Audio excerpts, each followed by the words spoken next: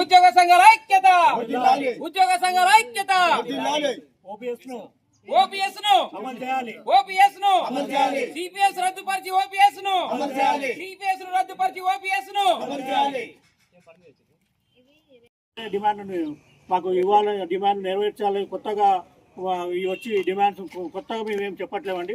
పాత డిమాండ్ రెగ్యులర్గా వచ్చే న్యాయమైన డిమాండ్నే నెరవేర్చాలని చెప్పి ఈ యొక్క ప్రభుత్వాన్ని డిమాండ్ చేస్తున్నామండి.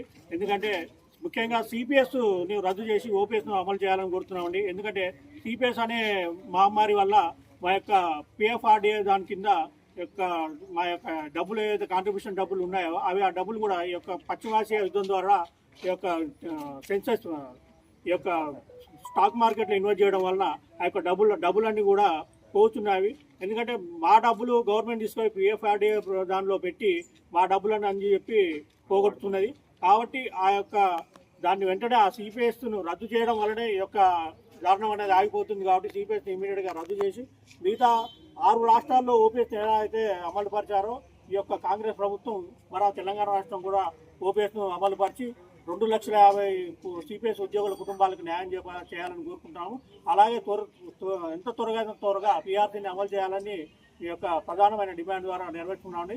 ఎక్కడా లేని విధంగా 5 డిఏలు ఇప్పటికీ ఇంకా పెండింగ్లోనే ఉన్నాయండి. ఇక్కడ ఏ రాష్ట్ర ప్రభుత్వం కూడా ఇటువంటి డిఏలను పెండింగ్లో ఉంచట్లేదండి. కానీ ఇక్కడ ఇంకా డబ్బులు లేవు, మాకు జీతాలు ఇవ్వడానికి ఇబ్బంది అవుతుందని చెప్పి చెప్పుకుంటూ దాటవేస్తుందండి. కాబట్టి 5 డిఏలు వెంటనే అమలు చేసి మా యొక్క ఉద్యోగుల అందరికీ న్యాయం చేయాలని కోరుకుంటున్నామండి. ఈ యొక్క నిరసన కార్యక్రమం ఈరోజు జరిగిన నిరసన కార్యక్రమం ద్వారా ఏమైనా మంచి పాజిటివ్ న్యూస్ వస్తే ప్రభుత్వం చూస్తే ఏం కాదండి. లేదంటే మరిన్ని కార్యక్రమాలు చేస్తూ మేము ఉద్యమాన్ని ఇంకా ఉధృతంగా తీసుకెళ్లే విధంగా చర్యలు తీసుకుంటామని టీ జాక్ తరఫున తెలియజేస్తున్నాం. Okay right. జాక్ ఆధ్వర్యంలో ఈరోజు తెలంగాణ వ్యాప్తంగా ఎంఆర్ఓలకు వినతి పత్రం అందజేయడం జరుగుతుంది. ఉద్యోగుల యొక్క న్యాయపరమైనటువంటి డిమాండ్లను ప్రభుత్వం మేనిఫెస్టోలో పెట్టినప్పటికీ కూడా ఇప్పటివరకు కూడా అమలు చేయలేదు. పిఆర్సీని వెంటనే ప్రకటించాలని కోరుతున్నాము.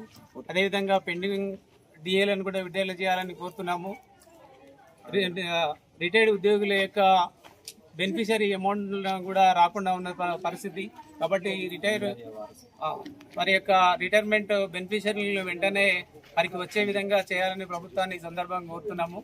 అదేవిధంగా విఆర్ఏ వారసులను వెంటనే ఉద్యోగ నియామకాలు, వారసత్వ నియామకాలు అనేటువంటి వెంటనే చేపట్టాలని ఈ సందర్భంగా ప్రభుత్వాన్ని కోరుతున్నాము.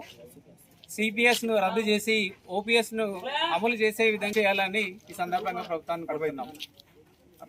ఉద్యోగుల ఐక్యత, ఉద్యోగుల ఐక్యత. We want justice. We want justice. We want justice.